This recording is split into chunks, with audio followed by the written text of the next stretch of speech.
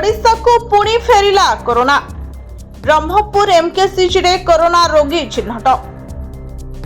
ब्रह्मपुर महाराजा Krishnachandra Gajapati medical college और hospital ले जड़े कोरोना रोगी चिन्हट होइछन्ते। जड़े महिला ठारे कोरोना संक्रमण थिबा निश्चिंत हेबा परे तांको हॉस्पिटल स्वतंत्र आइसोलेशन वार्ड रे रखा जायछे। डाक्तर मानक नजरदारी रे तांकर चिकित्सा जारी रहिछे।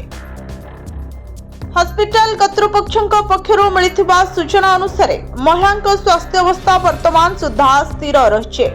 तांको ठारे कोनोसी गुरुतर लक्षण देखा जाय नथिबारु चिकित्सक माने नियमित भावे स्वास्थ्य परीक्षा करुछन्ते। एही घटना को नै एमकेसीजी हॉस्पिटल सुपरिटेंडेंट कहिसंती जे लोक माने भयभीत हेबार कोनोसी आवश्यकता नाही। समस्त प्रकार सतर्कता और चिकित्सा व्यवस्था ग्रहण करा जायछे। रोगी चिकित्सा नियम अनुसार चली। ब्रह्मपुर बड़ मेडिकल ले कोरोना रोगी चिन्हट होइतबा घटना को राज्य स्वास्थ्य विभाग मध्य स्वीकार करिछे। स्वास्थ्य विभाग रो स्वतंत्र सचिव प्रोफेसर डॉक्टर संतोष कुमार मिश्र एने सूचना दैछते। स्वास्थ्य विभाग लोकमानंकु सचेतन रहिबाकू और आवश्यक सतर्कता अवलंबन करबाकू परामर्श दैछे।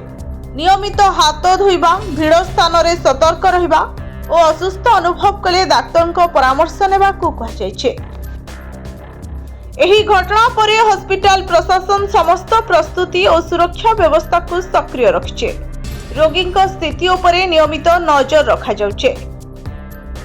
स्वास्थ्य विभाग पक्षरु संक्रमितों संस्पर्श रे आसीथिबा व्यक्ति चिन्हट और आवश्यक स्वास्थ्य जांच प्रक्रिया जारी रहिছে।